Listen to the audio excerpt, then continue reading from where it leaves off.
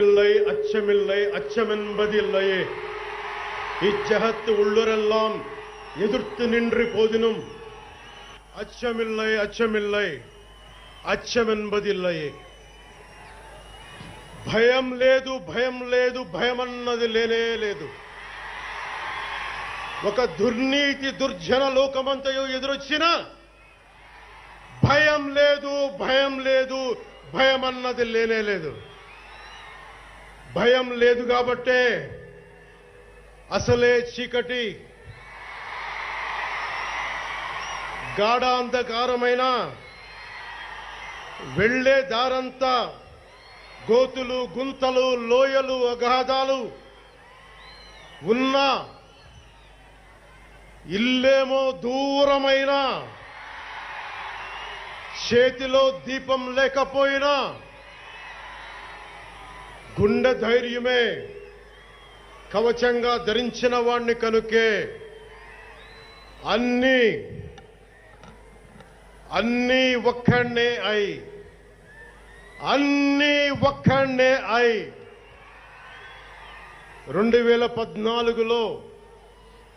2014లో జనసేన పార్టీని స్థాపించాం. భావ తీవ్రత ఉంది గనుకే 2018లో పోరాట యాత్ర చేశాం. ఓటమి భయం లేదు కాబట్టే 2019లో పోటీ చేశాం. ఓడినా అడుగు ముందుకే వేశాం. మనం నిలబడ్డాం, పార్టీని నిలబెట్టాం. మనం నిలదొక్కుకున్నాం. మనం నిలదొక్కుకోవటమే కాకుండా 4 దశాబ్దాల టీడీపీ పార్టీని కూడా నిలబెట్టాం.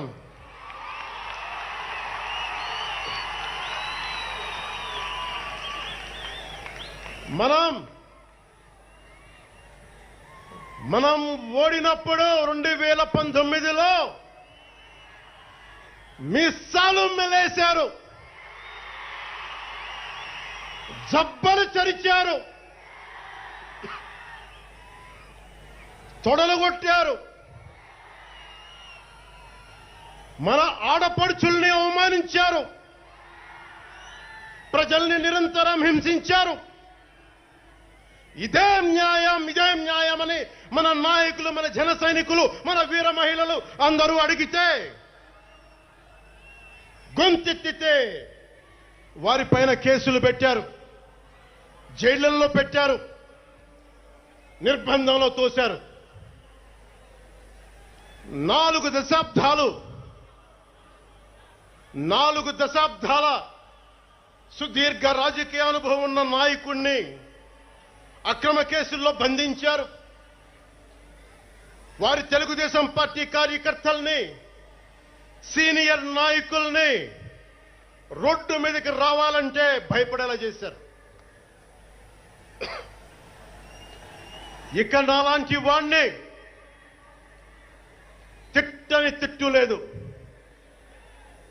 పాల్ చేయని అవమానం లేదు, చేయని కుట్ర లేదు, వేయని కుతంత్రం లేదు. ఈ ఎన్నికల్లో అసెంబ్లీ గేటును కూడా తాకలేవు అని మనల్ని ఛాలెంజ్ చేసి సరిచిన ఆ తొడల్ని బద్దలు కొట్టాం. ఏం చేశాం? బద్దలు కొట్టాం. బద్దలు కొట్టి ఆంధ్రప్రదేశ్ అసెంబ్లీలో 21 మంది ఎమ్మెల్యేలతోటి, పార్లమెంటులో 2 ఎంపీలతోటి అడుగు పెట్టాం.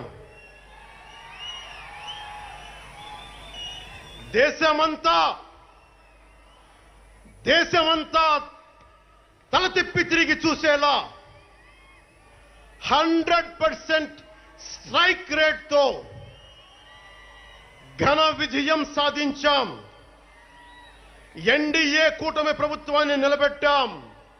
ఈ రోజు జయకేతనం ఎగరేస్తున్నాం. జై జనసేన, జై జనసేన, జై జై జనసేన, జై.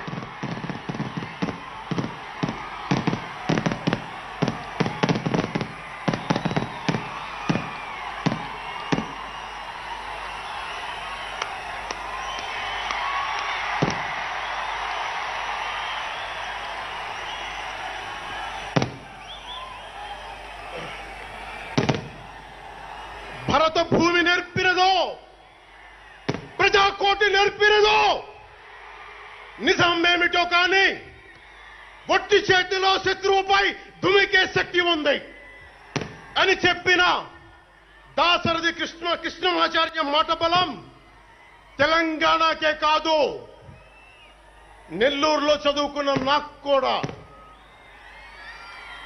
అందుకేనేమో అలా మన జనసేన జన్మస్థలం తెలంగాణ అయ్యింది, కర్మస్థలం ఆంధ్ర అయ్యింది. రుద్ర వీణ వాయిస్తా, అగ్ని ధారలు కురిపిస్తా, తిరుగుబాటు జెండా పట్టిస్తా, దుష్ట పాలన నుండి విముక్తి కలిగిస్తా అన్న కృష్ణమాచార్య మాటలు మాకే కాదు, మబ్బుల్లో పరిగెత్తే పిడుగులు,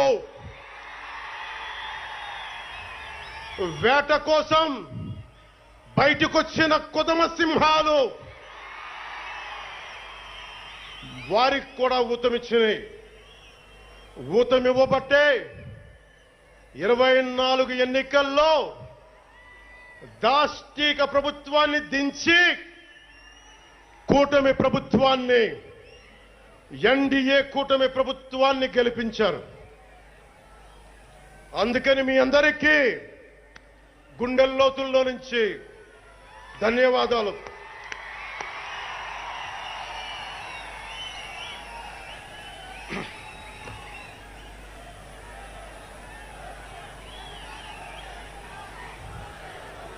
మూగబోయిన కోటి తమ్ముల గళాల పాట పలికించి కదిలి జవమ్మ కూర్చి నా కళానికి బలమిచ్చి నడిపినట్టి నా తెలంగాణ కోటి రతనాల వీణ, నా తెలంగాణ కోటి రతనాల వీణ. అలాంటి కోటి దివిటీల కాంతి జ్యోతి తెలంగాణకు ఆ రోజున కరెంట్ షాక్ తగిలి చనిపోబోయిన నాకు కొండగట్టు ఆంజనేయుడి దయ, తెలంగాణ అన్నదమ్ముల దీవెన, నన్ను ప్రేమించే ప్రజలందరి దీవెన నాకు పునర్జన్మనిచ్చింది తెలంగాణ భూమి. అలాంటి తెలంగాణ నేల తల్లికి నా వందనాలు, హృదయపూర్వక వందనాలు.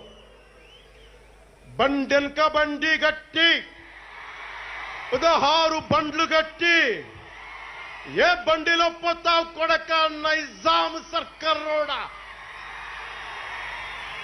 అని కాలిక గజ్జగట్టి, చేత కర్ర బట్టి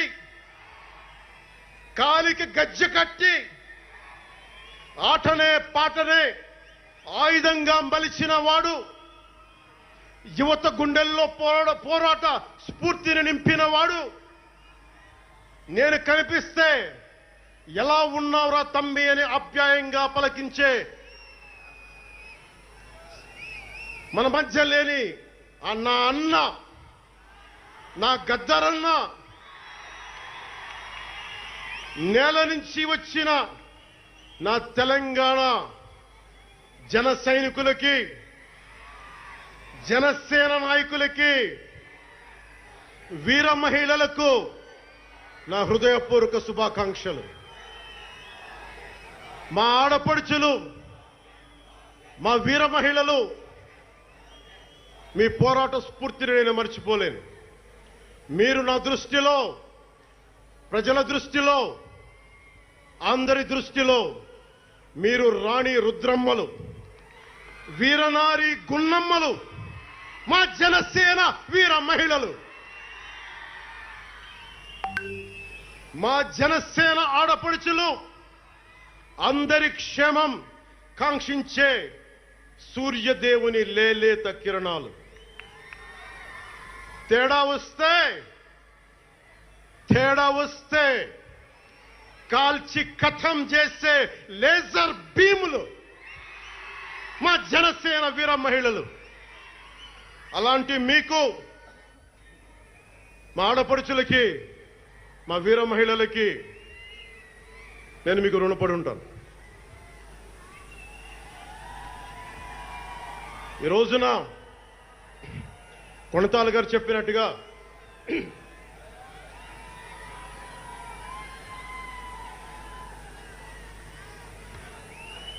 సీనియర్ నాయకులు కొణతాల గారు చెప్పినట్టుగా ఈరోజు హోలీ పర్వదినం. రంగులు, ఉత్సాహం, మైత్రిని పంచే పండగ. చెడు పోయింది, మంచి వచ్చిందని చెప్పి రంగులు జల్లుకునే పండగ. మన జయకేతనం ఎగరవేసిన రోజున హోలీ కూడా రావటం యాదృచ్ఛికం కాదు, భగవంతుడి నిర్ణయం. అందుకని దేశ ప్రజలందరికీ నా హోలీ శుభాకాంక్షలు తెలియజేస్తా ఉన్నాను. ये भगवान का आशीर्वाद है कि जनसेना का यह खास दिन होली के पावन त्योहार के साथ आया है. मेरे लिए होली रंगों का त्योहार है, एकता का त्योहार है, दोस्ती का उत्सव है, खुशी और उल्लास का पर्व है. इस शुभ अवसर पर मैं इस मंच से, पिठापुरम से आप सभी को होली की हार्दिक शुभकामनाएं देता हूं. తమిళనాడు నుంచి నాకు ఎంతో ప్రేమనిచ్చారు. మన స్పీచ్లు చూస్తారంటే నాకు తెలీదు. మన తమిళనాడు పర్యటనకి వెళ్తే అందరూ నాకు ఎంతో ప్రేమనిచ్చారు. షణ్ముఖ యాత్రకి వెళితే నేను తమిళనాడులో చాలా కీలకమైన దశలో ఉన్నవాడిని, పెరిగినవాడిని. సుబ్రహ్మణ్య భారతీయారిని స్ఫూర్తిని నింపుకున్నవాడిని. అలాంటి తమిళనాడు ప్రజలందరికీ నా మనస్ఫూర్తిగా మీకు నా నమస్కారాలు. రమణ మహర్షి ఉళ్ళిట్ట ఎన్నట్లు సిద్ధర్గల్ వాళింద సిద్ధపేట్ల సిద్ధర్ భూమి ఉలహ పుదుమరియం తిరుక్కురళవై உலகக்கு தந்த ஞான பூமி அச்சமில்லை என முழுங்கிய மகாகவி பாரதியார் வீரபூமி உலகத்தை ரட்சிக்கும் கந்தசஷ்டி கவசம் எனும் அருண்கோடை தந்த ஆன்மீக பூமியாம் தமிழகத்தை சேர்ந்த என் அன்பு உள்ளங்களுக்கு எனது அன்பு நிறைந்த வணக்கங்கள். మన మహారాష్ట్రకి వెళితే నాకు మహారాష్ట్రలో అభిమానులు ఉంటారు. అది కూడా రాజకీయ పరంగా ఉంటారు, సినిమాల పరంగా కాకుండా అని నాకు తెలియలా. ఎంతో ప్రేమనిచ్చారు. గౌరవ మహారాష్ట్ర ముఖ్యమంత్రి దేవేంద్ర ఫడ్నవీస్ గారు నన్ను రమ్మని 19 నుంచి అడుగుతా ఉన్నారు. అప్పుడు కుదరలా, 24లో కుదరలేదు, 19లో కుదరలేదు, 14లో కుదరలేదు. మొన్న హర్యానాలో మీరు రావాలి ఖచ్చితంగా అని చెప్పి ప్రత్యేకించి నన్ను పిలిపించారు. నేను ఎన్డీఏ కూటమి కోసం ప్రచారం చేశాను, భారతీయ జనతా పార్టీ కోసం. వెళ్ళిన అన్ని సీట్లు దాదాపు 95% మనం గెలిచాం, ఒక్క సీటు తప్ప. మీకు తెలుసు, నాకు మరాఠీ నేల, మహారాష్ట్ర నేల, ఛత్రపతి శివాజీ మహారాజ్ నేల, ఛత్రపతి సంభాజీ మహారాజ్ నేల. అలాంటి నేలకి ఇక్కడ మనకి ఉన్నారా మీరు? ఓకే. ఇక్కడ మన స్వామీజీ పేరేంటి? మన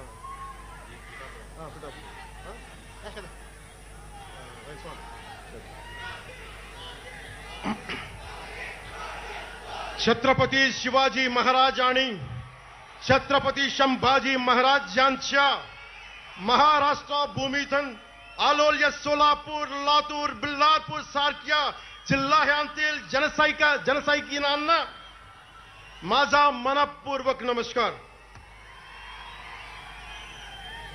అలాగే కర్ణాటక నుంచి వచ్చిన అభిమానులకి, ಕರ್ನಾಟಕದಿಂದ ಈ ಹಬ್ಬಕ್ಕೆ ಆಗಮಿಸಿದ ನನ್ನ ಜನ ಸೈನಿಕರಿಗೆ, ನನ್ನನ್ನು ಪ್ರೀತಿಸುವ ಕರ್ನಾಟಕದ ಜನ ಸೈನಿಕರಿಗೆ ಹೃತ್ಪೂರ್ವಕ నమస్కారాలు. చాలా భాషలు అయిపోయినాయి కదా. అది మీకు అర్థమైంది కదా. రెండు భాషలు ఒక్క భాషలా కాదు. భారతదేశానికి కావాల్సింది తమిళనాడుతో సహా we need multiple languages, not just two. We need multiple languages to keep, not just for the integrity of the country, but also to understand each other, to share love with each other. అందుకనే బహుభాష భారతదేశానికి మంచిది. చెప్తామా భారత్ మాతా కి జై. బోలో భారత్ మాతా కి.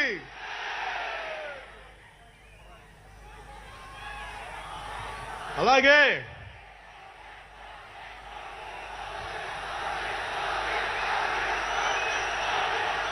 చేద్దాం వస్తుంది. ఇందాక స్టేజ్ పైకి వచ్చేటప్పుడు కిందకి వెళ్ళా. మళ్ళీ సభ ముందు చాలా సినిమాలు ఆపండి. చాలు ఓజీ చాలు. అంటే మీ అందరికీ నేను సినిమాలు ఎందుకు వద్దని చెప్తానంటే, సినిమాలు తక్కువ చేయడం నా ఉద్దేశం కాదు. మీరు ఓజీ సినిమాకి వెళ్ళి జనసేన జిందాబాద్ అని ఎలా అనకూడదు, ఇక్కడికి వచ్చి సినిమా ఎందుకు అనకూడదంటే, ప్రాణాలు తెగించినారు ఇక్కడ వాళ్ళందరూ, ఇక్కడ జన సైనికులు. ఎందుకు సినిమా మాట్లాడకూడదు అంటే, 450 మంది పైచీలకు జన సైనికులు సినిమాలను కాదు సిద్ధాంతాలు నమ్మి చనిపోయారు. వారి గౌరవం కోసం.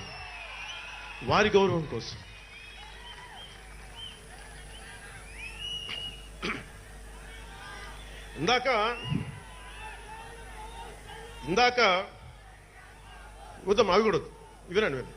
మీరు వింటలేదని అర్థం. నా పేరు అరుస్తున్నారంటే మీరు నా మాట వింటలేదని. నా మాట వింటే 151 ఉన్న సీట్లు పార్టీ పోయింది. అందుకే నా మాట వినాలి. కూర్చోండి.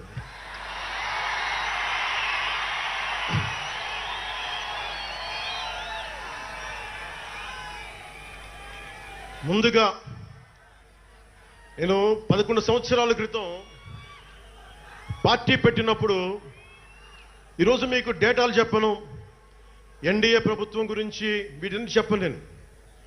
నేను మీతోటి 11 సంవత్సరాలు పార్టీని ఎలా నడిపాం, ఏ బేసిస్తో నడిపాం, నా కష్టాలేంటి, నేను పడ్డ ఇబ్బందులేంటి, కొన్ని పంచుకుంటాను. అన్ని పంచుకుంటే సంవత్సరం కావాలి. నేను ఓటమిలు ఎలా ఉంటాను, గెలుపులు ఎలా ఉంటాను, మీరు నా గుండెల్లో పెట్టుకున్న వాళ్ళు, మీరందరూ నా గుండెల్లో పెట్టుకున్నదమ్మా. మీకు మించిన కుటుంబం నాకు లేదు. అలాంటి నేను 2014లో ఒక్కడనే కూర్చొని జ్వలిస్తూ మదించిపోతూ, మన ఆలోచనతో మధిస్తూ ఎలా చెప్పాలి, పెద్ద రాజకీయాల మీద చాలా మంది కసరత్తులు చేసిన వాడిని కాదు. 2009లో అప్పుడు రాజకీయ ప్రస్థానం తప్ప. 2003లో నేను మా నాన్నకి చెప్పాను ఫస్ట్. ఈరోజు మా నాన్నగారు లేరు, స్వర్గస్థులయ్యారు. మా నాన్నకి మా అమ్మకి 2003లో చెప్పారు, అమ్మ నేను ఒకరోజు పాలిటిక్స్కి వెళ్తాను. మా నాన్నకి నచ్చల మాట. శుభ్రమైన కెరీర్ పెట్టుకొని పిచ్చేంట్రా నీకనే. కానీ నేను చెప్పలేకపోయినా ఆ రోజున. నేను సినిమాలని దృష్టిలో పెట్టుకొని ఎదగలేదు, సమాజాన్ని దేశాన్ని దృష్టిలో పెట్టుకొని ఎదిగాను. సినిమా నాకు ఉపకరణం అయింది కానీ సినిమా నా జీవితం కాలం. చెప్పలేకపోయినా ఆ రోజున. నన్ను చాలామంది, మీరు అందరికీ నాకు గద్దరన్న ఎలా పరిచయం అనుకుంటున్నారు మీరు? రాజకీయాల ద్వారా కాదు. గద్దరన్న ఖుషీ సినిమా చూసి మా అన్నయ్య గారిని పట్టుకొని మా అన్నయ్య గారి దగ్గరికి వచ్చి, మా పెద్దన్నయ్య గారి దగ్గరికి వచ్చి, మీ తమ్ముడిని కలవాల్సిందే నేను. మా అన్నయ్య ఫోన్ చేశారు, అని నేను గద్దర్ గారు కలుస్తారంటాను. నాకు గద్దర్ గారంటే ఇష్టం చిన్నప్పటి నుంచి, మా నాగబాబు గారి దయ వల్ల. సరే కలిస్తే ఆయన ఎంత క్షుణ్ణంగా ఆయన పరిస్థితి చెప్పాడంటే, అదే నువ్వు దేశం కోసం సమాజం కోసం ఆలోచించేవాడివి. నీ ఏ మేరా జహా అనే పాటలో నువ్వు భరతమాతని సంఖ్యలలో బంధించి పెట్టావు కదా, నీ భావం నాకు అర్థమైందిరా అన్నాడు. నువ్వంటే నాకు ఇష్టం రా తమ్మి అని చెప్పి ఆ రోజు నుంచి మాకు స్నేహం. అది నాకు అన్నా తమ్ముడ బంధం అయిందని ఆయన చనిపోయేలో. అలాగే 2006లో నేను విపరీతంగా ఒక పిహెచ్డి కోసం ఒక స్కాలర్ ఎలా చదువుతాడో పుస్తకాల మధ్యలో సినిమాలు చేశాను. అందుకే నా సినిమాలు మీకు నచ్చి ఉండకపోవచ్చు ఆ రోజున. కానీ నా జ్వలనాన్ని ఎక్కడో ఢిల్లీలో కూర్చొని ఒక్కళ్ళు, ఢిల్లీ యూనివర్సిటీలో పనిచేసే ఒక ప్రొఫెసర్, ప్రకాశం జిల్లాకు చెందిన వ్యక్తి, నాకు తెలియదు ఆయన ప్రకాశం జిల్లా వ్యక్తి. నా రోజున ఆయన వచ్చి మిమ్మల్ని కలవాలని చెప్పి ఒక నెల రోజులు నా వెంట పడితే ఆయన కలిశారు. ఆయన వచ్చి నన్ను ఒకే ఒక మాట అడిగారు 2006లో, మీరు రాజకీయాల్లోకి వస్తారా? బహుజన సిద్ధాంతం మేము ముందుకెళ్తాం. చాలామంది అడిగి నన్ను పంపించారు, మీరు సంసిద్ధం అంటే నేను మాట్లాడతాను, నేను కదుపుతానంటే ఆ రోజున నాకు ఇంకా మెచ్యూరిటీ లేదు. ఒక కుటుంబాన్ని నడపడానికే చాలా శ్రమ పడాలి. ఒక కుటుంబాన్ని ఏకతాటిపైన తీసుకురావాలంటే నేను కష్టపడాలి. ఒక సినిమా చేయాలంటే నేను ఇంత కష్టపడాలి. ఇన్ని కోట్ల మందికి సంబంధించిన జీవితాన్ని ఒక భావంతో కట్టిపడేయాలంటే నాకు ఇంకా అంత మెచ్యూరిటీ లేదు. మెచ్యూరిటీ వచ్చిన రోజున మీకు తెలియజేస్తానని చెప్పాను.